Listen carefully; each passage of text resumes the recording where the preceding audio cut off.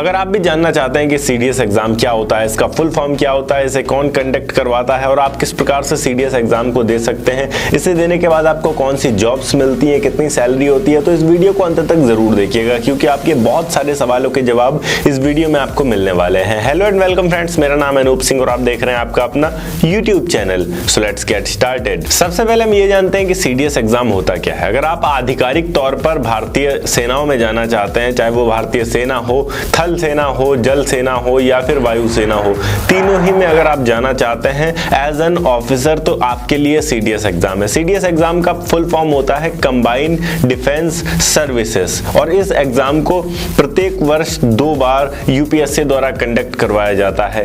इन exams को crack करने के बाद ही आप एयरफोर्स को ज्वाइन कर सकते हैं, इंडियन नेवल सर्विसेज को ज्वाइन कर सकते हैं और इंडियन आर्मी जो कि थल सेना होती है उसको ज्वाइन कर सकते हैं एज एन ऑफिसर। इसके लिए अगर हम शैक्षणिक योग्यता की बात करें तो सबसे पहली चीज तो आप ग्रेजुएट होनी चाहिए। दूसरी चीज आपके पास 12th में फिजिक्स और मैथ्स होनी चाहिए, कंपलसरी है। इसके बिना आप ऑफिसर नहीं बन सकते हैं फोर्सेस में। अगर हम एज क्राइटेरिया की बात करें तो यदि आप इंडियन आर्मी में जाना चाहते हैं या फिर नेवी में जाना चाहते हैं तो 19 से लेकर 23 तक आपकी उम्र रह सकती है। वहीं अगर आप इंडियन एयरफोर्स में जाना चाहते हैं तो फिर 20 से लेकर 24 तक की उम्र मान्य रहेगी आपकी। वहीं ओटीए के लिए आप 19 से लेकर 24 तक भी आवेदन कर सकते हैं। वहीं ओटीए वाले 19 से लेकर 24 तक भी आवेदन कर सकते हैं।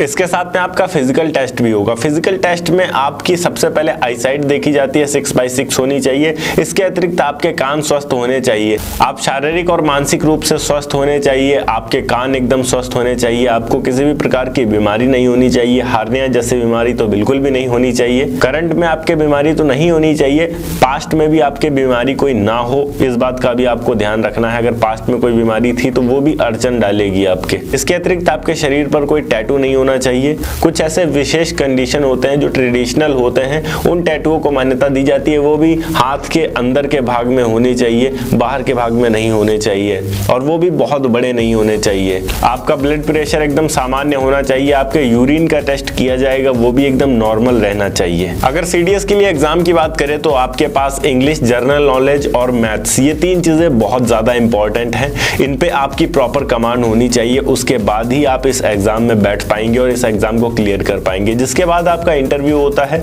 इंटरव्यू आप जब पास कर लेते हैं उसके बाद आपको ट्रेनिंग पर भेजा जा सकता है।